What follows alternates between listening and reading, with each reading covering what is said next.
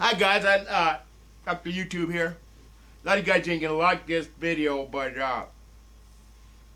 this is how the Pope is a moron. Alright, he is. He's an idiot, guys. He worships Satan. I don't really care what you guys think. And Bernard Whitman, former Bill Clinton pollster and CEO of Whitman Insight Strategies. Boy, is this getting interesting. I mean, the Pope and Donald Trump. I mean, who knew that these two would get into it, especially right ahead of the South Carolina. Because Pope's an idiot. I mean, you can't pick a worse time, actually, to have somebody calling you out as not being a strong enough Christian right before, South Carolina. And the Pope has so many people dying that he has nothing to say. The Pope has killed more than Trump ever has. Trying to predict if Donald Trump gets hurt by these types of battles. I will say Blake's point is the most important that he closed with, which is when you have such a large group, and you're alluding to this in your point about South Carolina, of Christian voters in these states that are coming up right now. Super Tuesday has a whole lot of these southern states. Is this a battle Donald Trump? Will the Pope let them all move in with him? No. With the 35%. And he's giving Trump shit? Are you kidding me? From the data time and time again, this isn't an almost the Pope is disgraceful, and he's a disgraceful leader because he won't help him. And he's saying that the Trump won't? These fights where the immediate effect is not there, but the long-term damage can be done. Let's take a look at the latest poll by Fox News on South Carolina and where Trump currently or most recently stands. He has the lead, obviously, with 31% right now among those white evangelical voters. And Ted Cruz. And you know what I mean? I'm not 100% percent for Trump, but I'm not for the Pope at all. He's not even, he's against the United States.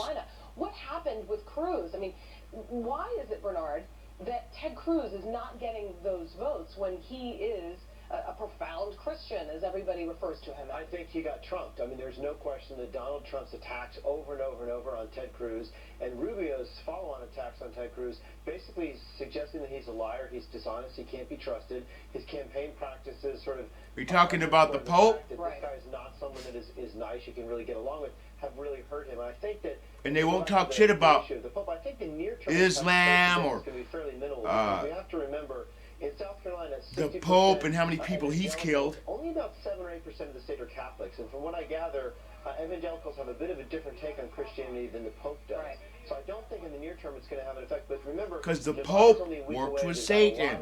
There, big, stupid people. Guy. That's where Star could. Trump says Latinos love him, so maybe that'll work out for him in Nevada. As far as negativity, negativity is something that used to hurt candidates, right? I mean, whenever you would see this sort of negative mudslinging, if you will, on the campaign trail, people were turned off by that. But it's interesting because it works for some candidates, it doesn't work for others.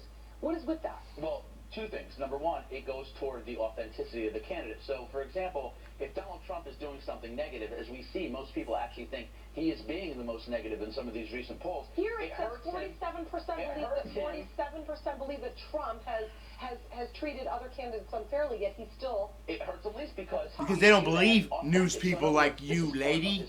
You're liars. Whereas when you, for example, see a Jeb Bush try to play the same type of card, it doesn't translate quite as well and it's viewed as much more of a generic political attack. Whereas with Trump, it's almost embedded as part of the personality you're getting. But I don't believe in God. Bernard's absolutely right.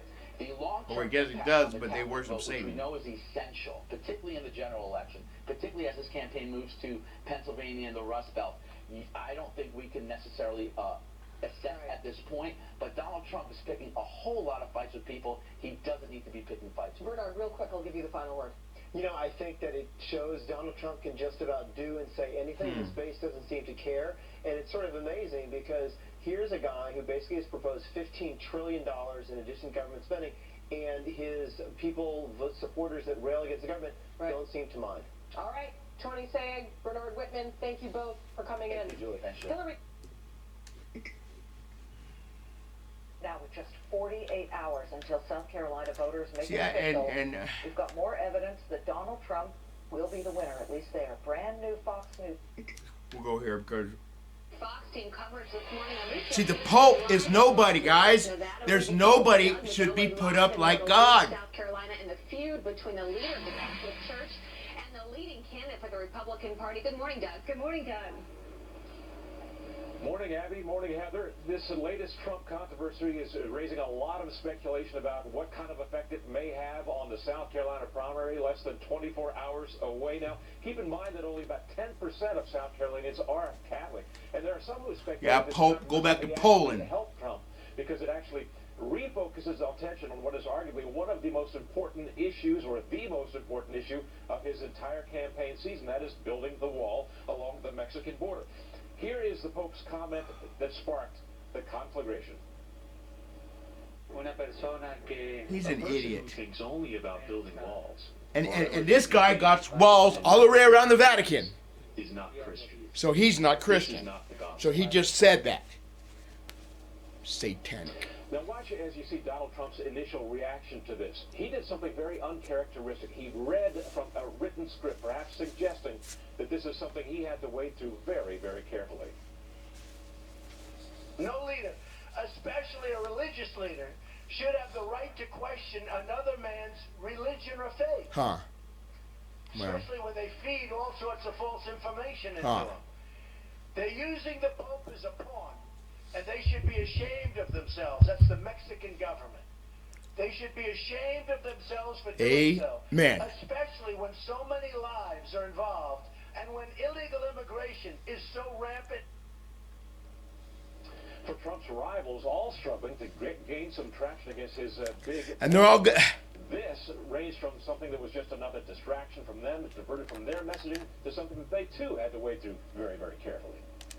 Well, maybe Rubio's a smart guy. Francis was at a border town by the Texas-Mexico border on the Mexico side. And today, he was asked about Donald Trump, and the Pope said, quote, "A person who thinks only about building walls, wherever they may be, and not of building bridges, is not Christian. This is not So the gospel." Pope is not a Christian What do you make because of he this? has walls built around.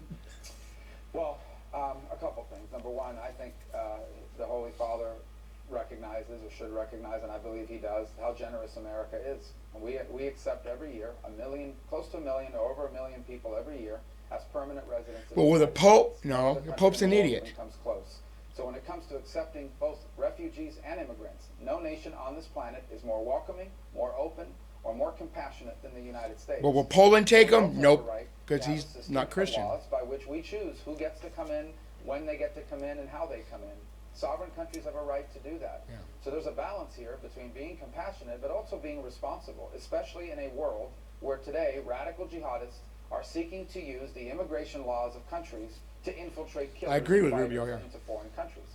So there's as a government in charge of protecting our people, we have a right to have immigration laws. No nation on earth is more compassionate. And as far as building walls on the border, the wall is not just about immigrants. It's also about potentially terrorists crossing that border, not to mention the drugs that are coming across that border and the human trafficking that's occurring because Pope people don't know care, that though. people across the border. Pope So it's a complicated and complex issue, but here's what's not is a complicated. The Satanist, United but they don't States even is a sovereign understand country. It has a right to have immigration laws, and it has a right to enforce immigration laws. And the United States remains the most compassionate and open country in the world. Does the on Pope legal say anything about that? immigration. No, because the And, Pope's an certainly a lot idiot. more welcoming and in our laws than Mexico is. Later, guys. Subscribe.